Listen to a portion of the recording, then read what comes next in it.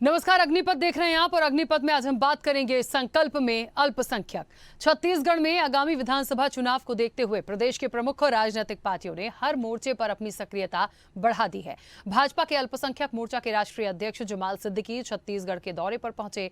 इस दौरान उन्होंने प्रदेश के मौजूदा सरकार पर जमकर हमला बोला और कहा कि छत्तीसगढ़ की सरकार पोस्टर वाली सरकार है, इसे जनता के बीच ले जाकर फाड़ने का हम संकल्प लेंगे। छत्तीसगढ़ की गरिमा को आसमान तक ले जाने का काम रमन सरकार ने किया था, भूपेश सरकार ने इसे बिगाड़ने का काम किया है। आज छत्तीसगढ़ के युवा बाहर जाकर रोजगार खोजने को मजबूर हैं। अल्पसंख्यक मोर्चा छत्तीसगढ़ में फिर से भाजपा सरकार बनाने के लिए संघर्ष करने का काम करेगी। कांग्रेस ने हमेशा मुसलमानों को भाजपा से डराकर धमकाकर वोट लेकर सत्ता में रहने का काम किया है, अब ये नहीं चलेगा। लोगों ने देखा है कि मोदी जी ने सबका साथ सबका विकास, सभी के विश्वास के नाम पर सभी को न्याय देने का काम किया है। तो वहीं अल्पसंख्यकों को लेकर कांग्रेस का कहना है कि उनका अधिकार है, उनकी पार्टी है। छत्तीसगढ़ में भूपेश बघेल के सामने ढोंगबाजी काम नहीं आएगी। अल्पसंख्यक वर्ग कांग्रेस पार्टी और भूपेश बघेल के साथ है। भारतीय जनता पार्टी अल्पसंख्यकों को साधने के लिए सम्मेलन करने जा रही है। साथ ही मुख्यमंत्री भूपेश बघेल तंज कसते हुए बोले कि मुंह में राम बगल में छुरी, जहर क्यों उगलते हो। आप सम्मान करिए, अच्छी बात है, लेकिन दिल से करिए। बहरहाल भाजपा अल्पसंख्यक मोर्चा के राष्ट्रीय अध्यक्ष का दौरे से ऐसे कयास लगाए जा रहे हैं कि भाजपा कहीं न कहीं अल्पसंख्यक वर्ग को साधने की कोशिश में है। ये देखना होगा कि अल्पसंख्यक वर्ग का साथ किसे मिलता है। चर्चा को शुरू करेंगे, उससे पहले कुछ प्रतिक्रिया आपको सुनाते हैं। देखिए, कांग्रेस ने हमेशा मुसलमानों को भारतीय जनता पार्टी से डराकर वोट लेकर सत्ता में रहने का काम किया है, अब ये नहीं चलेगा। लोगों ने देखा है कि प्रधानमंत्री श्री नरेंद्र मोदी जी ने सबका साथ सबका विकास सबका विश्वास के नाम पर किस प्रकार से सभी को न्याय देने का काम किया है। आज आप देखेंगे केंद्र में माननीय प्रधानमंत्री की सरकार है। पिछले 9 सालों में जो योजनाएं मिली हैं, चाहे वो प्रधानमंत्री आवास योजना हो, चाहे वो जनधन योजना में खाते खुलवाने की बात हो, चाहे आयुष्मान भारत में लोगों को स्वास्थ्य का कार्ड बना देने की बात हो, कोई भी योजना हो। मुसलमानों की आबादी देश भर में 14% है, लेकिन लाभार्थियों की संख्या 32% से ऊपर है। सबको न्याय दिया है, सबको सम्मान दिया है प्रधानमंत्री श्री नरेंद्र मोदी जी ने, और कांग्रेस ने लोगों को भारतीय जनता पार्टी से डराकर वोट लेने का काम किया है। ये बुर्का हम फाड़ेंगे और हम लोगों के बीच में जा रहे हैं। लोग समझ भी पा रहे हैं, जिन्होंने लाभ लिया, जिनके पास छत नहीं थे अभी तक, आज वो बारिश में सुकून से सो रहे, उनके दिल में प्रधानमंत्री मोदी जी हैं। ये मुंह में राम बगल में छुरी, आप जहर क्यों उगलते हैं। सम्मान करिए, अच्छी बात है, लेकिन दिल से करिए।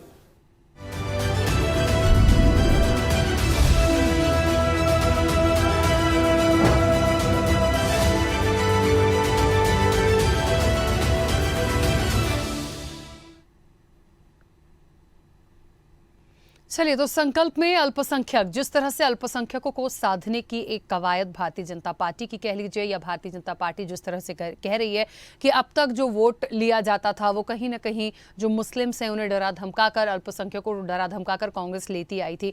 ये तमाम बातें जो कही और सुनी गई हैं, इनमें कितनी सच्चाई है ये आने वाले समय में हम देखेंगे, और इनका कितना फर्क पड़ेगा ये भी आने वाले समय में देखने वाली बात होगी। लेकिन ये जो कवायद की जा रही है, ये अल्पसंख्यकों को साधने का जो प्रयास किया जा रहा है, ये वाकई में इस बार छत्तीसगढ़ में जो ये वर्ग है ये किस तरफ जाएगा, ये देखने वाली बात होगी। इस चर्चा को मैं आगे बढ़ाऊंगी। हमारे साथ मेहमान जुड़े हैं। सबसे पहले आपका परिचय करा दें।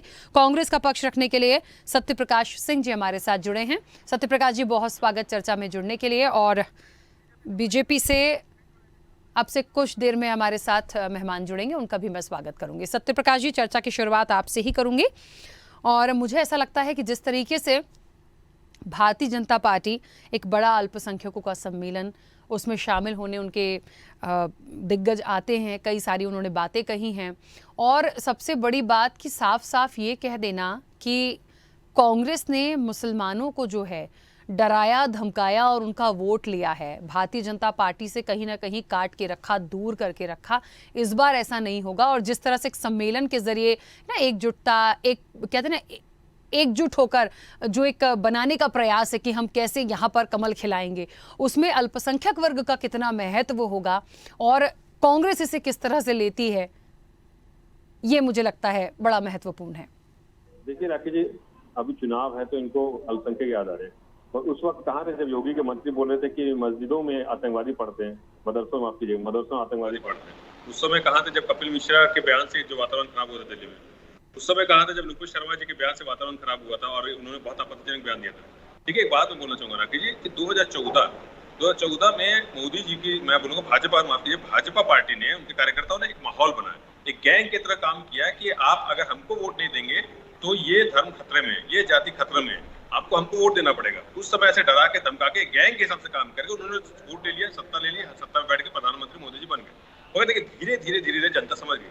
जनता अब क्या है, अब जनता सवाल पूछ रही कि आपने बोला था 100 दिन महंगाई कम, वो नहीं हुई। आपने कहा 2 करोड़ रोजगार, वो नहीं हुआ। 15 लाख मिले नहीं। पेट्रोल डीजल बोले थे 30-35 रुपए मिलेगा, वो मिला नहीं।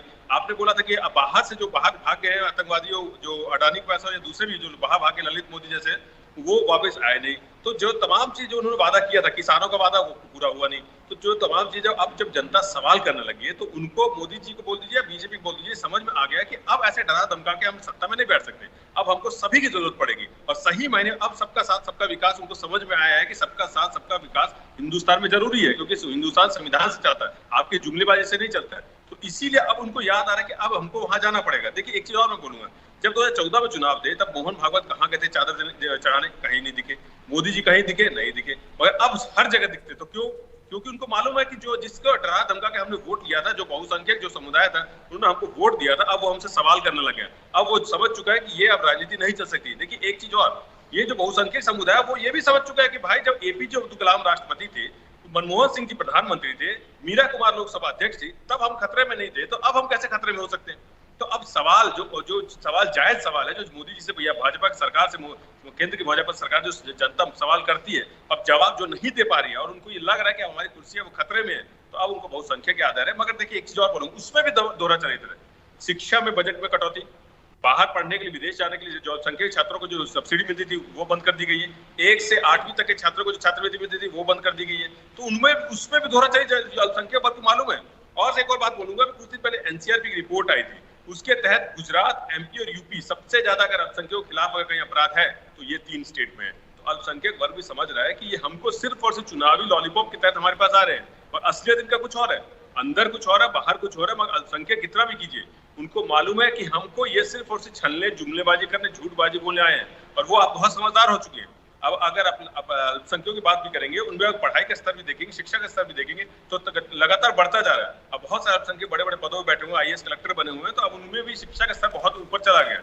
तो इसी हिसाब से, और सोशल मीडिया तो है ही, तो उनको भी समझ में आ रहा है कि हमारे साथ क्या किया जा रहा है, हमारे साथ छल किया गया है 9 साल में भी, और अभी फिर वही करने की कोशिश की जा रही है। मगर अब बहुसंख्यक को न करके अल्पसंख्यक करने की कोशिश की जा रही है। मगर वो समझदार है, तो वो बीजेपी की कितना भी कर ले, वो झांसे में आएगा नहीं, क्योंकि उनका दोहरा चित्र वो भी समझता है। देखिए, एक और मैं बात कर दूं, क्रिसमस भोज उन्होंने किया, वो भी एक अल्पसंख्यक वर्ग है। तो जहां जैसी राजनीति इनको सूट करती है वहां वैसी राजनीति करते हैं। मगर हर वर्ग समझता है कौन क्या कर रहा है। 9 साल जो बहुसंख्यक वर्ग की बात कर लो, वो भी समझ गया कि हमारे असल मुद्दे कहाँ हैं। इसी से अब मोदी सरकार, केंद्र सरकार डरी हुई है।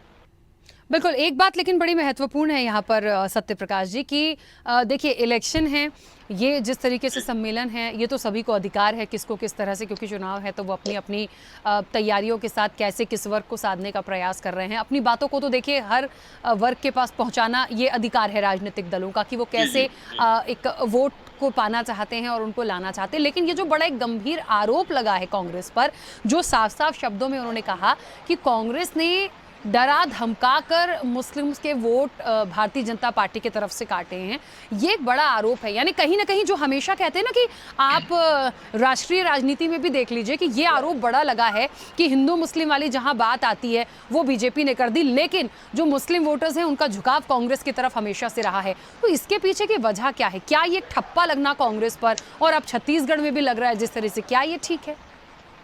देखिए राकेश, एक बात मैं बोलूँ, कांग्रेस ने इतने साल राज किया, तो कांग्रेस का एक ही संविधान है कि देश संविधान से चलता है। सबका साथ सबका विकास जरूरी है, तभी देश का विकास हो पाएगा। और यहाँ अगर 9 साल से बात कीजिए तो क्या हो रहा है, कुछ ही वर्गों का, मैं बोलूँ वर्ग भी नहीं बोलिए, मैं कुछ भाई बंधुओं का विकास हो रहा है, उसके अलावा वर्गों का भी विकास नहीं हो रहा है। आपने जो बात बोली ठप्पा किस लिए, क्योंकि हमने कभी वोट बैंक नहीं समझा। अगर अभी भी आप देखिए अल्पसंख्यकों को साधने की कोशिश कब की जा रही है, जब चुनाव नजदीक है। आपने वो सही बात बोला, चुनाव है, हर कोई अब राजनीतिक दल अपने हिसाब से प्रयास करेगा, जनता के बीच में जाएगा, उसमें कोई तो दिक्कत नहीं है, ना किसी को दिक्कत होनी चाहिए। मगर आप उनका ये चरित्र देखिए ना, तो वोट बैंक कौन समझ रहा है? वोट बैंक वो लोग समझ रहे हैं क्योंकि अब चुनाव नजदीक आ रहे हैं। अब एक और मेरे जैसे मैं एक दो बयान में बता दिया हूँ, अगर वो बयान देख लीजिए, हमारी कांग्रेस पार्टी का पुराना इतिहास उठा के देख लीजिए, कभी भी इस हिसाब से बयान नहीं दिया है। तो हमने हर किसी का साथ, हर किसी का विकास करने की कोशिश की है, और इसी तहत 70 सालों में भारत यहाँ तक आया है। और पिछले 9 सालों में भारत और पीछे जा रहा है। सभी जो संस्थाएं बेचने पे लगे हुए, जो लोगों को अब अपने व्यापारी बंधुओं को बेचने में लगे हुए, तो तमाम चीजें 9 साल में हुई है। मगर आप पिछले 1947 से लेकर जब तक हमारी सरकार रही है, आप देख लीजिए भारत कहां से कहां आया है। तो ये हमारी सरकार, और इसीलिए मैं बोलूंगा हमने वोट बैंक नहीं समझा है। अल्पसंख्यक अगर हमारे से प्यार करता है, हमको समर्थन देता है, तो इसीलिए देता है क्योंकि हम संविधान से चलते हैं। हम ऐसे नहीं चलते कि हमको वोट कहां से मिलना चाहिए, हम ऐसे नहीं चलते कि हमको जाति धर्म को लड़ा के वोट लेना है, हम ऐसे नहीं चलते कि कहां पे क्या राजनीति करनी है। अपनी स्वेच्छा के साथ राजनीति नहीं करते, हम संविधान से चलते हैं। इसीलिए हर वर्ग समझता है कि कांग्रेस पार्टी हमारा साथ दे सकती है। और अभी राहुल गांधी जी ने जो यात्रा निकाली, भारत जोड़ो यात्रा, उसमें देखिए, उसमें हमने तो नहीं बोला कि भाई आप इसी वर्ग को आइए, यही वर्ग आइए। वहां पे हर वर्ग आया, हम राहुल गांधी जी का समर्थन दिया, कांग्रेस पार्टी का समर्थन दिया। उनको एक आस जगा कि यही कांग्रेस पार्टी, यही राहुल गांधी जी है जो संविधान के तहत सब देश चलाते हैं और देश चलाएंगे। इसीलिए उनका समर्थन आता है। हमने वोट बैंक की राजनीति कभी नहीं की। मैं अभी फिर से बोल रहा हूं, अल्पसंख्यक को साधने की कोशिश ये कर रहे हैं, तो वोट बैंक की राजनीति तो ये कर रहे हैं। ठीक है, चलिए, और भारतीय जनता पार्टी से हमारे साथ शकील अहमद जी जुड़ गए हैं। शकील अहमद जी, बहुत स्वागत चर्चा में जुड़ने के लिए। और जिस तरीके से एक सम्मेलन की बात हुई और कहीं ना कहीं एक अल्पसंख्यक वर्ग को साधने की बात हुई है, ये आरोप भारतीय जनता पार्टी का कि कांग्रेस जो है वो कहीं ना कहीं डरा धमका कर मुस्लिम्स के वोट लेती है, अल्पसंख्यकों के वोट लेती है, लेकिन इस बार जो है ये काम नहीं आएगा। ये आरोप कांग्रेस पर इस तरह से क्यों?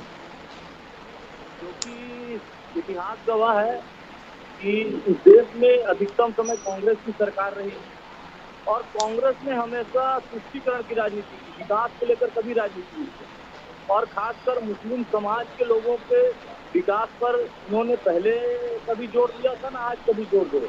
ये हमेशा डराकर एक डर जो भारतीय जनता पार्टी के ऊपर जो आरोप लगा के ये मुसलमानों के बीच में जो डर पैदा किए हैं कि मुसलमान, भारतीय जनता पार्टी मुसलमान विरोधी पार्टी है, और ये हमेशा इस प्रकार की बातें ये अपने मंच के माध्यम से भी करते हैं। और रही विकास की बात, आज देखिए देश में हमारे यशस्वी प्रधानमंत्री आदरणीय नरेंद्र मोदी जी हैं, उन्होंने एक बड़ी कुप्रथा जो चलते आ रही थी ट्रिपल तलाक, उनको आज इन्होंने समाप्त किया, जिसको लेकर हमारे अल्पसंख्यक महिलाएं, खासकर मुस्लिम महिलाएं, बहुत सारे सम्मान मिला है उनको एक अधिकार मिला है। जो एक जंजीर उनके पैरों पे लगी थी, उसको अगर तोड़ने का काम किया है तो नरेंद्र मोदी जी की सरकार ने किया। दूसरी तरफ ये देखें कि आज प्रधानमंत्री अन्य मुस्लिम देश जाते हैं, हर जगह उनका स्वागत किया जा रहा है, हर जगह उनका सम्मान किया जा रहा है। अगर इस प्रकार वो विरोधी सरकार रहती तो जो भारत से बाहर अन्य जो मुस्लिम देश हैं वहाँ इनको इस प्रकार से सम्मान नहीं मिलता। आज मोदी जी की सोच है कि हमेशा सबका साथ, सबका विकास और सबके प्रयास से देश के हर वो व्यक्ति को आगे बढ़ाना है। जो व्यक्ति गरीब है, जो व्यक्ति मुख्यधारा से नहीं जुड़ा है, चाहे वो हिंदू हो, मुस्लिम हो, सिख हो, ईसाई हो, हमेशा उनकी सोच रही है कि देश का एक एक व्यक्ति आगे बढ़े, तब मेरा देश, भारत देश मेरा आगे बढ़ेगा। इसी सोच को लेकर हमारे प्रधानमंत्री नरेंद्र मोदी जी काम कर रहे हैं। लेकिन कांग्रेस की सरकार हमेशा तुष्टीकरण की राजनीति की, मुसलमानों को आज विकास से कोसों दूर रखा। और सबसे बड़ा काम आज अगर कांग्रेस ने मुसलमानों के शिक्षा पर कभी जोर नहीं दिया। आज भारतीय जनता पार्टी की सरकार, नरेंद्र मोदी जी की सरकार चाहता है कि हर अल्पसंख्यक व्यक्ति डॉक्टर बने, हर मुस्लिम इंजीनियर बने, वैज्ञानिक बने, डॉक्टर बने। साथ ही आज हमारे भारतीय जनता पार्टी ने एपीजे अब्दुल कलाम को राष्ट्रपति बनाया। तो ठीक है शकील अहमद जी, शकील अहमद जी, ठीक है, लेकिन क्योंकि हमेशा अल्पसंख्यक समाज को आगे बढ़ाने का काम किया, उनके विकास को लेकर काम किया। सत्यप्रकाश जी, आज जो भी योजना प्रधानमंत्री जी बना रहे हैं, ठीक है शकील अहमद जी, लेकिन एक बात सुनिए शकील अहमद जी, क्योंकि आप देर से इस चर्चा में जुड़े हैं। इसके पहले सत्यप्रकाश जी जब कांग्रेस का पक्ष रख रहे थे, बात कर रहे थे, उन्होंने बोला यदि इतना ही सोचा और समझा जा रहा है और इतना ही बदलाव आया है पीएम मोदी के आने के बाद या तमाम चीज़ों के बाद, तो फिर योगी आदित्यनाथ जो हैं वो कहते हैं कि मदरसों में आतंकवादी पढ़ते हैं। फिर इस तरह के स्टेटमेंट्स क्यों भारतीय जनता पार्टी की तरफ से? नहीं, योगी आदित्यनाथ जी ने पर्टिकुलर कभी मदरसा को लेकर ऐसा कोई बयान नहीं आया मेरे जानकारी के अनुसार। ऐसे मदरसा जिसके आड़ में कुछ देश विरोधी ताकत लोग इस देश को तोड़ने का प्रयास कर रहे हैं, मुस्लिम समाज के लोगों को भड़का कर कुछ गलत चीजों को बढ़ावा दे रहे हैं, इन चीजों का भारतीय जनता पार्टी विरोध करती है। क्योंकि भारतीय जनता पार्टी के नजर में पहले सर्वप्रथम भारत देश है, क्योंकि हम इस देश को भारत माता के स्वरूप में देखते हैं। और अपनी मातृभूमि की रक्षा के लिए, मातृभूमि के सम्मान के लिए हमेशा भारतीय जनता पार्टी का एक कार्यकर्ता खड़ा रहता है। ठीक है, चलिए वापस आऊंगी। सत्य प्रकाश जी कुछ कहना चाह रहे थे, बोलिए।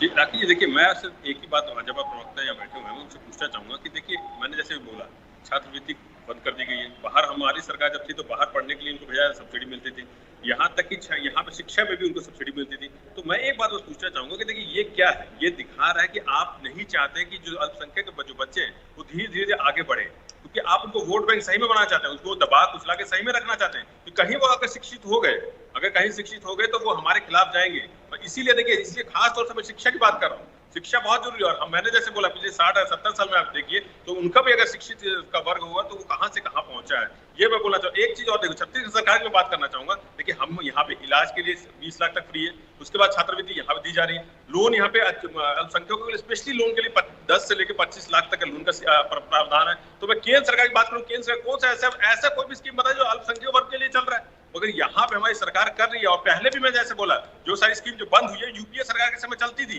तो ये साफ दिखा रहा है कि इनका दौरा चल ही सके, अल्पसंख्यक वर्ग बढ़ ही ना सके, खास तौर से उनके बच्चे आगे ना बढ़े। क्योंकि देखिए जो आने वाली पीढ़ी है उनको अगर ये दबा कुचला कर रखेंगे तो इनके लिए बहुत आसान होगा उनको मोड़ना, उनको अपनी तरफ करना, मगर ये नहीं चाहते उनके बच्चे शिक्षित हो। एक चीज और दूसरी भी देखिए, मैंने इनसे आपने जैसे इनसे सवाल किया तो मैं वही बोलना चाह रहा हूँ कि इनका दोहरा चरित्र क्या है, इनके मंत्री क्या क्या नहीं, वो यूपी में योगी सरकार ने, योगी जी ने क्या बोला ये मना कर रहे हैं, और इसके बाद कपिल मिश्रा ने क्या बोला ये मना कर रहे हैं। इनके तो तमाम आप बातें देख लीजिए, ये सिर्फ और सिर्फ वोट बैंक की राजनीति कर रहे हैं, मगर इनका दोहरा चरित्र जनता जानती है। ये उल्टा, मैं अपनी बात कर, हमारी पार्टी कभी भी ऐसे नहीं बोलती है, सिर्फ और सिर्फ संविधान में चलने वाली कांग्रेस पार्टी, इसीलिए सबका साथ सबका विकास कांग्रेस पार्टी ही कर सकती है, जनता जानती है। अब इनका असली चेहरा जो है वो जनता के सामने आ गया, तो इनको जाना पड़ रहा है अल्पसंख्यक वर्ग, क्योंकि इनको मालूम चल गया कि बहुसंख्यक वर्ग हमसे सवाल पूछ रहा है लगातार, जो हमने 9 साल नहीं किए, जो 9 साल की जो विफलताएं हैं वो जनता हमसे सवाल कर रही है। अब ये जनता हमारे पास आएगी नहीं, इसलिए अल्पसंख्यक वर्ग की तरफ जा रहे हैं। मगर देखिए मैं बार बार बोल रहा हूँ, अब इनको ना अल्पसंख्यक वर्ग का साथ मिलेगा, ना बहुसंख्यक वर्ग का साथ मिलेगा, ना किसी और वर्ग का साथ मिलेगा, क्योंकि जनता समझ रही है कि 100 दिन में महंगाई नहीं कम हुई है, 2 करोड़ रोजगार आपने नहीं दिया, बेरोजगारी चरम पर है, आप बेरोजगारी का डाटा तक नहीं बता रहे हैं। यहाँ तक कि जो बाहर पढ़ने के लिए जो सब्सिडी मिलती थी, चाहे अल्पसंख्यक वर्ग और दूसरे बच्चे लोग वर्ग, उनको भी नहीं मिला जाए। तो ये सब चीजें जो जनता है, वो जो महिलाएं की बात कर ली, 400 का सिलेंडर आज 1200 मिल रहा है, तो मैं तमाम जो चीजें है, तमाम वर्ग जो है आज सवाल कर रहे हैं इनसे, और यही इनको तकलीफ हो रही है। और इसीलिए मैं बार बार बोल रहा हूँ कि जनता जो जानती है कांग्रेस पार्टी संविधान से चलने वाली पार्टी है, इसीलिए उनका भरोसा जगा है। एक चीज और बोलूंगा रेखा जी, देखिए पहली बार ऐसा हुआ होगा सरकार, या छत्तीसगढ़ सरकार में बात, पहली बार जनता एक भरोसा जगा है कि जो सरकार बोलती है वो कर सकती है, जो घोषणा पत्र सरकार डालेगी वो करके दिखा सकती है। पहली बार ऐसा हो कि आदिवासी महिला, छात्र, युवा में भरोसा जगा है कि सरकार क्या होती है, सरकार हमारे सुख दुख में खड़ी हो सकती है। और यहाँ की अगर मैं बात करूँ तो भूपेश है तो भरोसा उनको मालूम है, इसीलिए इनको और तकलीफ हो रही है। यहाँ उनको मालूम है कि भूपेश विकास करते हैं, यहाँ उनको मालूम है कि अगर भूपेश जी है तो मतलब प्रदेश में सुख समृद्धि लगातार रहेगी, इसीलिए यहाँ की जनता हमेशा भूपेश जी के साथ है, और इनको यही चीज का तकलीफ हो रहा है। अब बार बोलूंगा, ये कुछ भी कर ले, इनके पास मुद्दा नहीं है, मुद्दा विहीन, बिना दूल्हे की बारात ले घूम रहे हैं। हमारे पास विकास है, इनके पास सिर्फ और सिर्फ जुमलेबाजी है। ठीक है, मुझे ऐसा लगता है खैर ये तो निर्णय जनता करेगी। लेकिन शकील अहमद जी, यदि अल्पसंख्यकों के हित की बात की जाए और छत्तीसगढ़ में पिछले चुनाव में जिस तरह से कांग्रेस की सीटें आई थी, इस बार से यदि मैं एक आकलन करने की कोशिश करूं तो क्या लगता है भारतीय जनता पार्टी क्या एक बड़ी कड़ी चुनौती कांग्रेस को दे पाएगी अल्पसंख्यक वर्ग को ध्यान में रखते हुए?